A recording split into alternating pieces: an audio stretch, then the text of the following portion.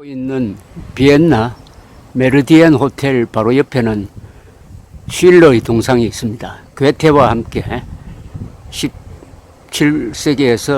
18세기 독일의 문학 그리고 독일인들의 애국심, 독일인들의 열정을 깨우친 문호이죠.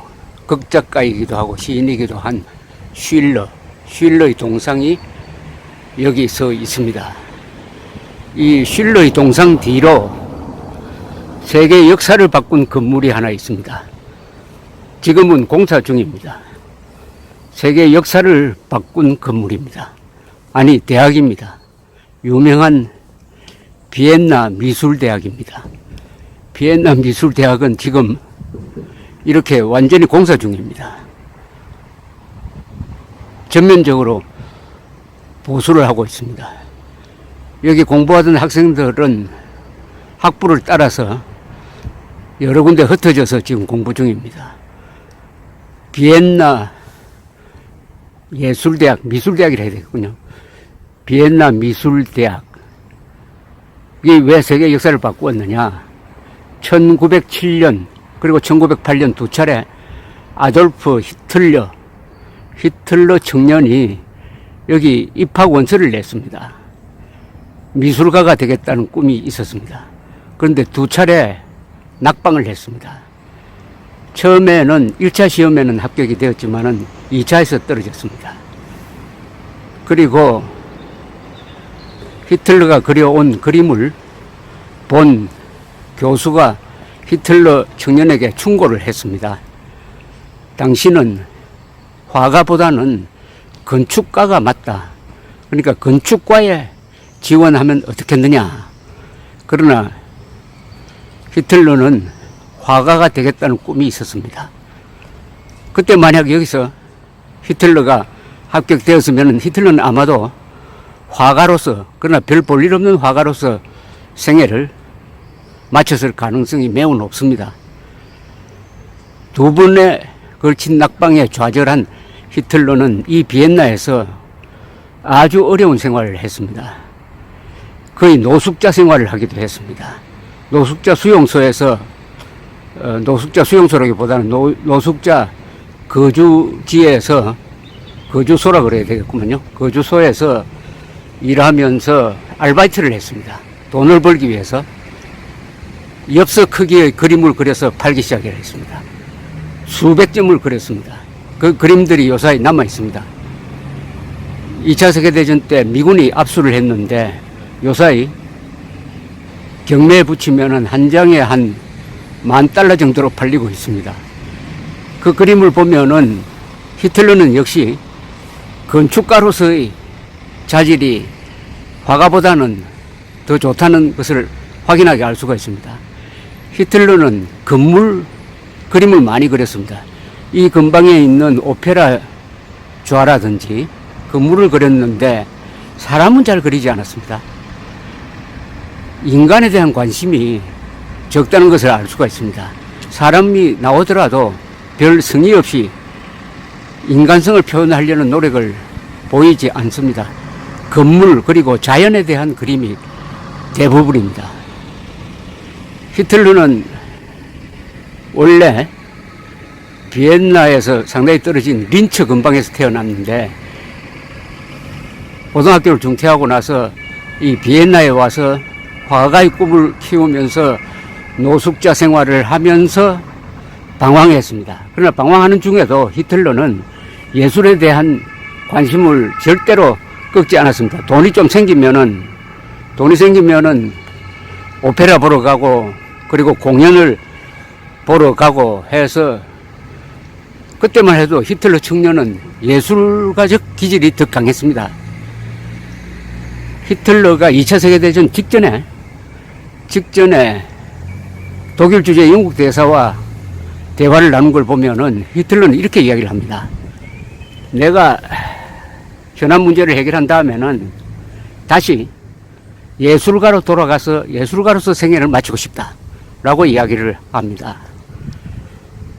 비엔나에서 어렵게 살던 히틀러 청년은 뮌헨으로 옮깁니다. 뮌헨에서도 꿈을 제대로 키우지 못하고 계속 그림을 그렸습니다. 그러다가 1914년 1차 세계대전이 터집니다. 오스트리아의 황태자가 사라예보에서 세르비아 청년에게 황태자 부부가 암살된 것이 계기가 되었습니다. 오스트리아가 세르비아를 응징하겠다고 한 전쟁이 유럽을 전부 다 1차 세계대전의 지옥으로 불러들입니다. 이때 자원 입대합니다. 히틀러는. 그리하여 뮌헨 부대에서 그 뒤 4년 동안 근무를 하는데 전령이었습니다. 전령. 아주 용감한 전령이었습니다. 다치기도 하고 훈장도 받기도 하는데 요행이 살아남았습니다. 마지막에 가스를 맞아가지고 그냥 실명 상태가 되었습니다. 독일 후방으로 이송되었습니다. 거기서 1차 세계대전이 끝났다는 이야기를 듣게 됩니다. 1차 세계대전이 끝난 것은 독일 안에서 혁명이 일어났기 때문입니다. 주로 좌익들이 주동을 해가지고 반전 데모를 하면서 후방이 무너졌습니다. 이것을 본 히틀러는 독한 마음을 가집니다. 내가 실명 상태에서 벗어나기만 하면은 정치인이 되겠다. 정치인이 되어가지고 열심히 싸우는 군인들의 등에 비수를 꽂은 공산주의자와 유대인들을 가만두지 않겠다. 이렇게 결심을 하게 됩니다. 이때부터 히틀러는 반유대주의자가 됩니다. 그리고 반공주의자가 되죠. 그 전에 히틀러의 생애에서 유대인에 대한 특별한 유감을 가질 계기는 보이지 않습니다. 1차 세계대전이 결정적 계기였고 이때부터 히틀러는 예술가의 꿈을 접고 정치인으로 나서게 됩니다. 선동가가 되는 거죠. 그리하여 1933년에 선거를 통해서 집권을 합니다. 히틀러가 전체주의 파쇼 독재를 하는데 선거를 통해서 집권하고 입법을 통해서 독재를 정당화합니다. 전형적인 독일식 전체주의의 길을 걷게 됩니다.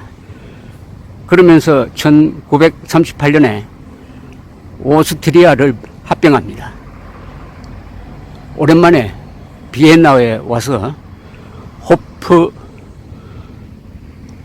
호프부르그 저 이쪽 방향에 있습니다만은 저 궁전에서 궁전 발코니에서 비엔나를 오스트리아를 독일 국민에게 바친다는 유명한 연설을 하게 됩니다. 그게 1938년. 그리고 체코에 있는 독일인 거주 지역까지 병합하려고 시도를 하면서 전쟁 일보 직전에 간 것이 1938년 여름이었습니다. 그때 영국 챔블레인 수상이 나서서 중재를 합니다. 그때 챔블레인은 중재를 성공시킨 다음에 돌아와서 런던 시민들로부터 열광적인 환영을 받습니다. 이제 평화가 왔다. Peace in our time 이라고 소리칩니다. 그러나 바로 1년 뒤 히틀러는 다시 폴란드로 진격합니다. 2차 세계대전이 일어나는 것이죠. 그리하여 이 전쟁은 1차 세계대전처럼 유럽에 머물지 않고 여기에 일본까지 끼어들므로써 세계전쟁으로 바뀌게 됩니다. 그 출발점이 바로 제가 서 있는 이곳 비엔나, 지금은 공사 중인 비엔나 미술대학이 두 차례나 히틀러를 낙방시켜서 히틀러로 하여금 예술가의 꿈을 접게 만들고 정치인으로 독재자로 가게 만들었다. 역사라는 것은 가정이 없지만은 어떤 점에서는 매우 우연적인 계기로서 세계 역사가 변한다는 것을 바로 이 자리에서 느끼게 되는 것입니다. 히틀러는 전쟁 중에도 베를린을 파리보다 더 근사한 예술 도시로 만들겠다는 꿈을 가지고 그 모형도를 만들어 놓고 전쟁 지휘 중에도 물끄러미 그 모형을 바라보면서 전쟁이 끝나기만 하면은 베를린을 파리보다 더 아름다운 도시로 만들겠다는 꿈을 버리지 않았다고 합니다. 그런데 이 예술가적인 영혼을 가진 자가 독재자가 되면 무섭습니다. 가장 무서운 독재자는 예술가적 독재자입니다. 김정일이도 영화 광 아닙니까? 김정일이도 음악에 대한 상당한 취향이 있는 자입니다. 김정일이 히틀러 예술가적 독재자를 우리가 경계해야 된다는 생각이 듭니다. 쉴러의 동상이 저기 있고 그 맞은편에 위대한 예술가들을 많이 배출해낸 비엔나 미술대학이 있습니다. 1907년, 1908년 히틀러를 낙방시켜서 세계 역사를 바꾼 대학 앞에서 말씀드렸습니다.